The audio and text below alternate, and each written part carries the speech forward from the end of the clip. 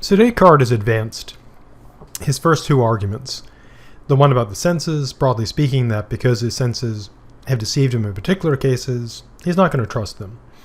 And then he goes to the general case of the dream problem, that all that he's experiencing could be a dream.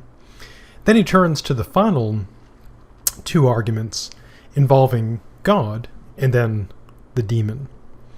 So how does God figure into his skepticism? Well, works like this. Descartes notes that he believed that an all-powerful God existed who created him. But then he raises a skeptical concern. How does he know that God has not made it so that there is no earth, no heaven, no extended body, no magnitude, no place? Yet he, Descartes, has perceptions of all these things, and they seem to exist exactly as he sees them. So it's raising the question, maybe, God does exist, and maybe God is allowing him to experience all these things that are not actually real.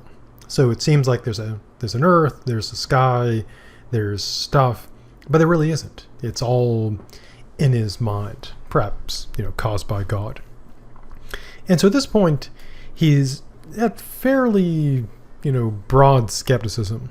But so far, he's still hanging on to math and logic, etc. But now, he starts rejecting the certainty of math and logic. How does he do it?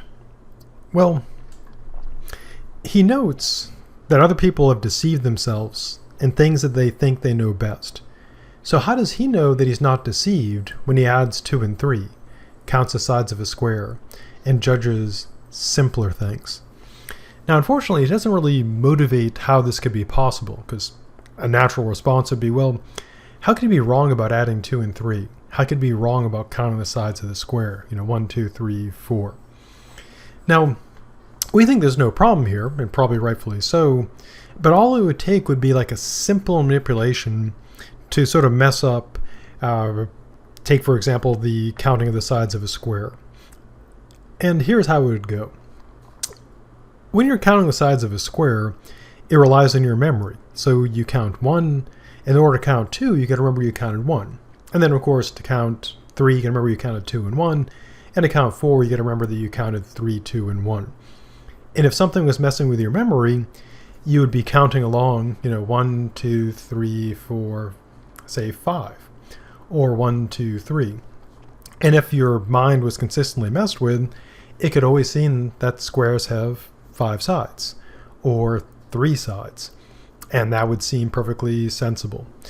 To use a bit of an analogy, if you've ever been counting something like out loud and somebody's start just throwing out numbers, it screws up your count. But imagine a case where you're trying to count stuff, and instead of just throwing out numbers to screw you up, somehow the number gets put into your mind, and you just accept that as your count. And so without knowing for sure that your memory is perfectly accurate, you don't know if you're counting correctly. If you go back to check, like 1, 2, 3, 4, how do you know that your memory wasn't messed with then? Same with adding stuff up, because it requires steps. To add things, you've got to remember you were adding 2, and then 3, then you derive your result. And something could mess with the steps.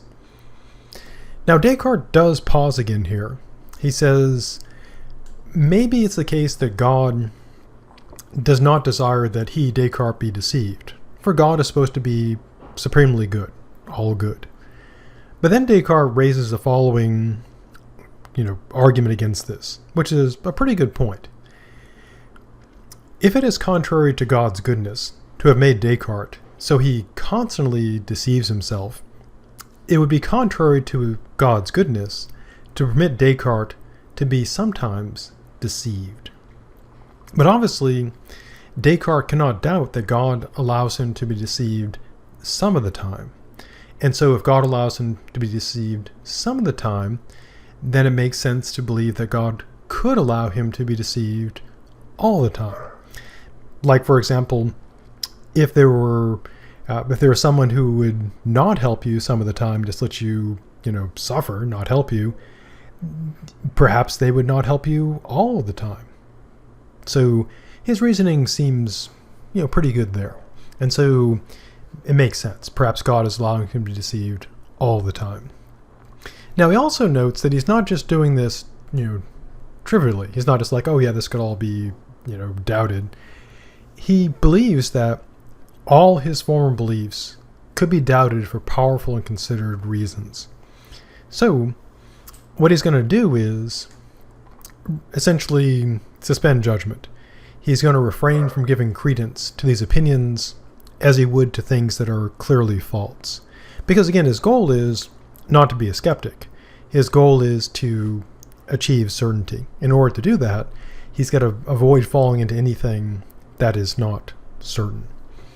Now, just when it seems like it's as bad as it could be, namely that God is allowing him to be deceived about everything, even mathematics, etc., and then it gets worse, because now arrives the demon, sometimes known as the evil genius. And here's how this works.